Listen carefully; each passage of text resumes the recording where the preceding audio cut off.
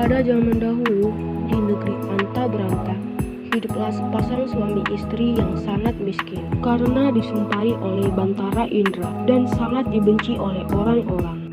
Setiap kali mereka mengemis di pasar dan kampung, mereka selalu dipukuli, diusir hingga ke hutan. Oleh karena itu, tinggallah sepasang suami istri itu di hutan.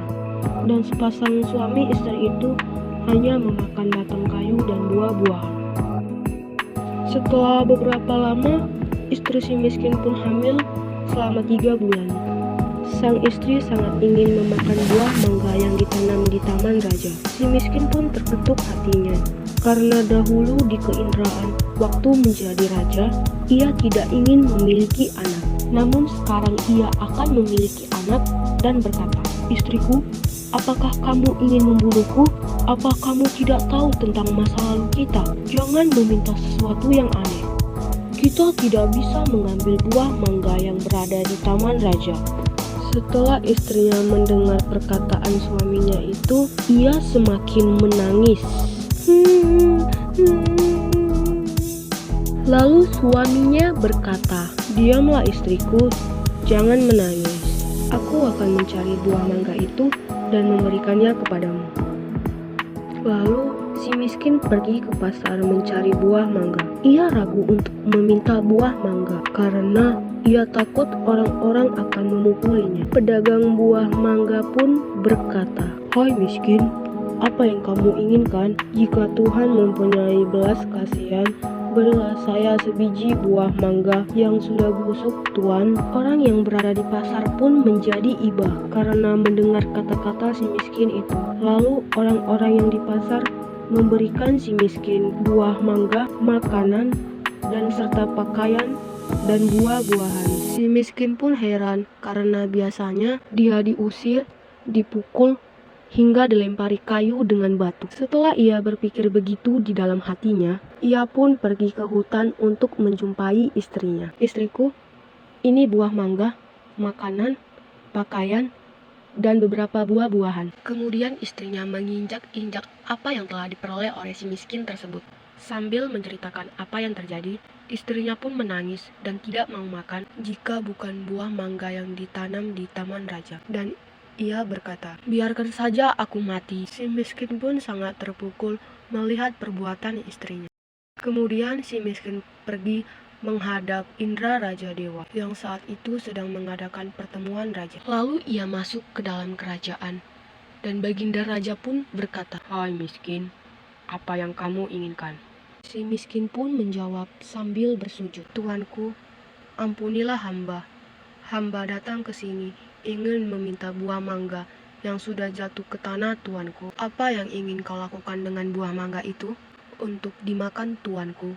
Tolong ambilkan setangkai buah mangga untuk si miskin ini."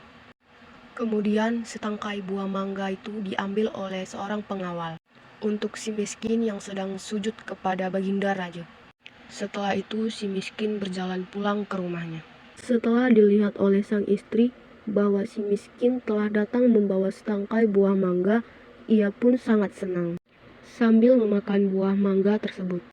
Sang istri sedang menangis ingin memakan buah mangga yang ditanam di taman raja. Dengan cara yang sama, si miskin pun mendapatkan buah nangka yang ditanam di taman raja itu untuk istrinya yang sedang mengidam itu.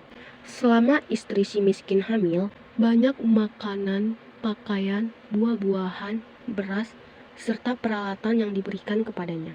Pada waktu yang baik dan tepat, pada malam hari, setelah melewati 9 bulan itu, bulan bersinar terang. Kemudian pada waktu itu juga, istri si miskin melahirkan seorang anak laki-laki yang sangat baik dalam berpenampilan dan sangat tampan. Anak itu diberi nama Marakarma, yang artinya anak di dalam kesulitan. Dengan takdir Tuhan yang Maha Esa melimpahkan kepada hamba-hambanya, si miskin pun menggali tanah untuk membuat tempat tinggal untuk keluarganya. Ketika ia menggali tanah untuk menancapkan tiang, ia menemukan telaju besar yang berisi banyak emas. Istrinya pun datang untuk melihat dan berkata, "Emas ini tidak akan habis sampai anak cucu kita, suamiku."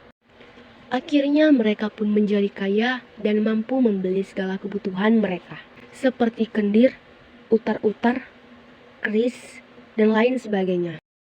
Setelah membeli barang-barang tersebut, si miskin mandi dengan jeruk nipis. Setelah mandi, ia menimang anaknya dan berseru, "Jika engkau sungguh-sungguh anak yang ingin menerangi wajah ayahanda ini, biarkan negeri di hutan ini menjadi negeri yang lengkap dengan kota, parit dan istana, serta menteri, rakyat, dan raja-raja besar." Tak lama kemudian, permintaan si miskin pun terkabulkan. Si miskin menjadi raja dan berganti nama menjadi Maharaja Indra Angkasa, dan istrinya berganti nama menjadi Ratna Dewi, dan negeri itu dinamakan Purpasari.